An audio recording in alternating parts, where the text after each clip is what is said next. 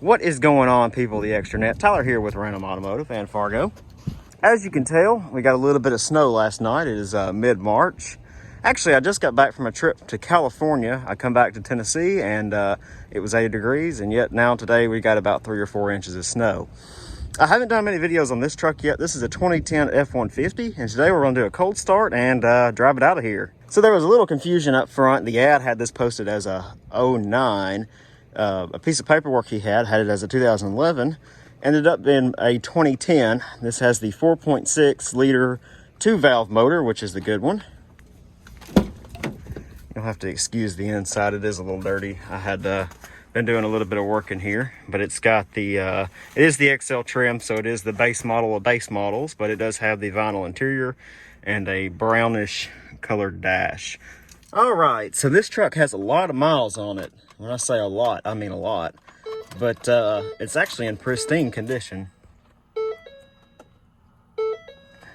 I can hardly see that. Oh, hang on, door jar. 229,439.9 miles. And here we go, cold start. Not terrible, a little slow, but not terrible. Crazy enough, last weekend when I drove this, I had the air on. Don't need that. Yeah. All right, let's let it thaw out a little bit. Boy, is it cold out today. It's about 25 degrees. It is melting though, where the sun's hitting it. Like I said, it is mid-March, so the sun's a little bit closer to the earth. Mid-March snows are not rare, but they are sort of uncommon here in Tennessee. It usually is about over with by now, but see if we can get this shoveled off here and we'll show you the engine. Alrighty. I think we got enough off of it to get it open here. It's heavy. A little snow just fell on the cool pack. We'll grab that before it ruins that. So yeah, 4.6 liter. Nice voice crack there. This is the 2-valve cold pack burner upper spark plug thrower engine, but really clean actually. I hope that moisture don't get the cold pack causing this fire, because it probably will. No leaks, no anything. It actually runs perfectly. Okay, so the roads are actually in a whole lot better condition than they were yesterday around this time. Well, actually yesterday evening. Yesterday around this time it was like 67 degrees.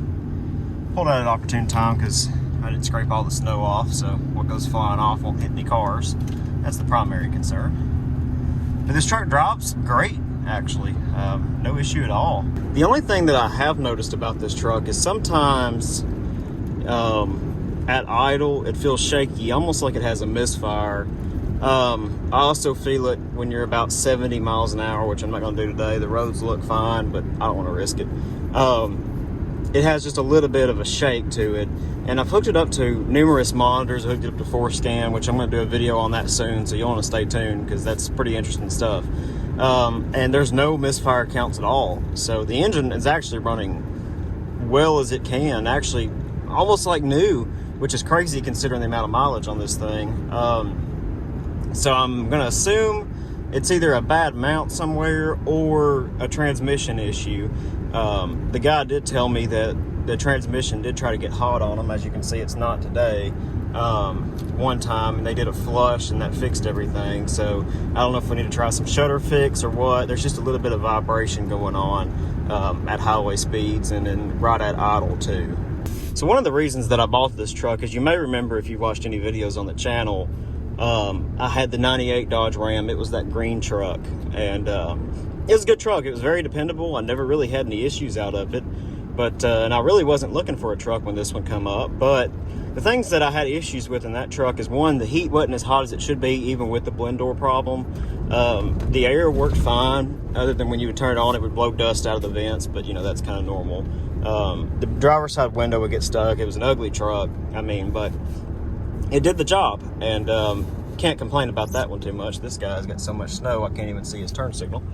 I can't complain too much. You know, it creaked and rattled every time you go over a bump, but it did start having a little bit of ticking to it when it was really cold, and it kind of made me nervous, but not a huge deal.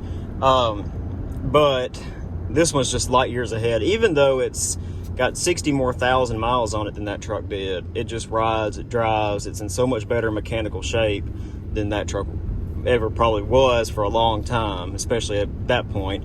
If it had gotten 230,000 miles on it like this truck, it would be nowhere near as good condition as this one. So if you're considering getting one of these trucks, especially in this generation, I would recommend getting around this year model with the 4.6 liter 2 valve. The 3 valve had a couple of engine issues, but the 2 valve seemed to be a good pair.